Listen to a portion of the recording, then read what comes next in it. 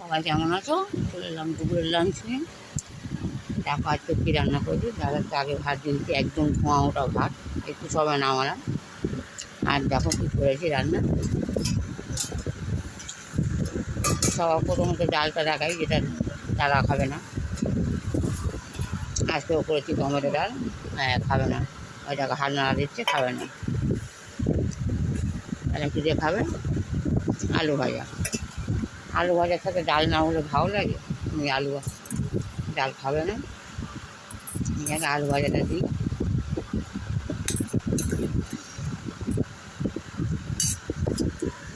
দাঁড়াও মাখিয়ে দিই।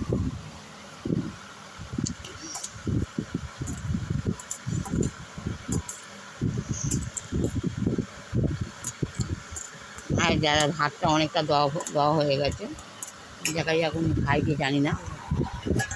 আর দেখো ডিম ভাজা, ডিমের অমলেট, পেঁয়াজ দিয়ে কাঁচা লঙ্কা দিয়ে ভেজেছি। আর হয় খাবাটা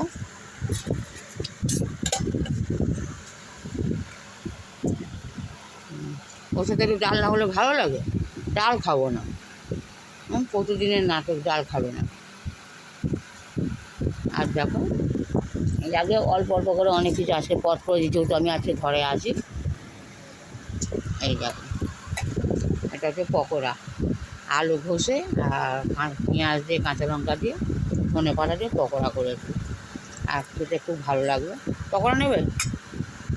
ও নেবে না, পকোড়া খাবে না। দেখাবো যেগুলো ভালো লাগে সেগুলো খাবে না।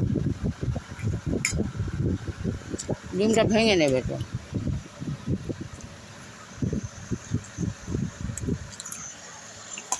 ডিমটা ভেঙে দিই, না হলে না।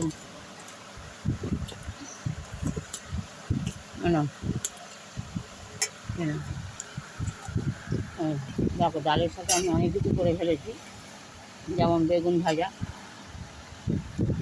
হ্যাঁ, বেগুন ভাজা নেবে? বেগুন ভাজাটা নেবে।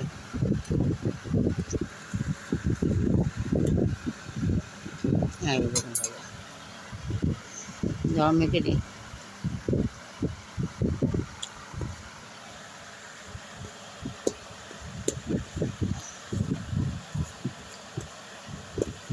বেগুন ভাজাটা আমরা দুজনেই পছন্দ করি, উনিও পছন্দ করেন আর আমিও পছন্দ করি বেগুন ভাজাটা। বেগুন ভাজাটা আমার খুব ভালো লাগে। তবে এর সাথে ডাল খেলে ভালো লাগে, তেমন যে ডাল খাবে না। যাকে বন্ধুরা, কালকে যখন আমি যখন ভিডিও ছাড়ি কিছু কথা বলেছিলাম, তা সেটা আমার সম্পূর্ণ বলা হয়নি। তুমি যখন অসহায় হয়ে যাবে, তখন তোমাকে খোঁজ নেওয়ারও পর্যন্ত কেউ নেই।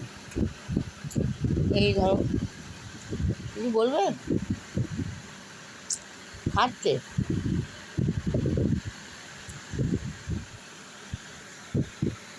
এই যে আমাদের দীর্ঘদিন হয়ে গেল, মানে আমাদের স্বামী স্ত্রীর খোঁজ নেওয়ার কেউ নেই। যে আমরা বেঁচে আছি কি মরে গেছি সে খোঁজ অনেকেই জানে না।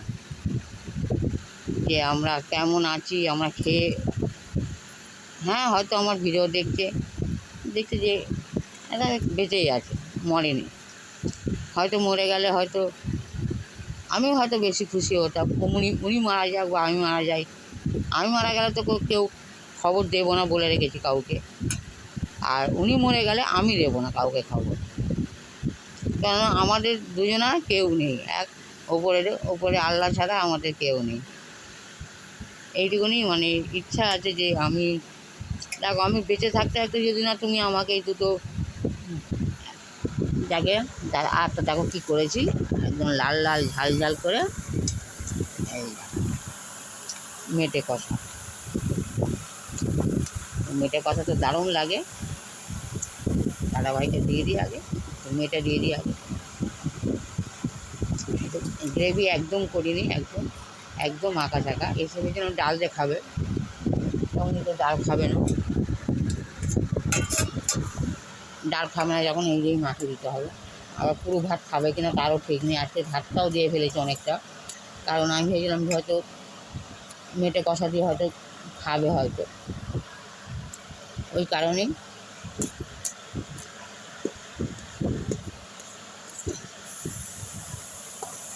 একটু ভাত বেশি দিয়েছিলাম।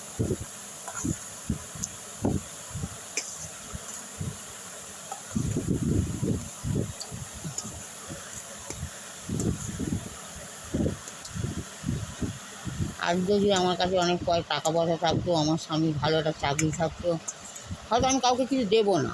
এটা অনেকেই হয়তো ভাববে যে আমি আমি কি কাউকে সাহায্য করি, সেটা হয়তো করি না।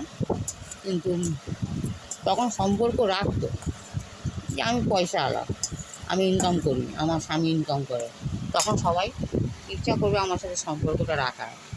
হয়তো কাউকে চাওয়া দেওয়া না যে আমি এটা, আমার ইনকাম আছে, আমি কারোর কাছে ছোটো হব না, ছোটো না। এই কারণে আজকে আমরা ভিখারি বলে আমাদের সাথে সম্পর্ক অনেকে রাখতে চায় না, অনেকে খোঁজ খবর পর্যন্ত আমাদের নেয় না। যাকে বন্ধুরা, আমি ভিডিওর মধ্যে অনেক কিছু বলে ফেলি, যেটা আমার অসুবিধা হয়ে যায়। কিছু হয়তো অনেক কিছু শেয়ার করার ইচ্ছে হয় তোমাদের সাথে।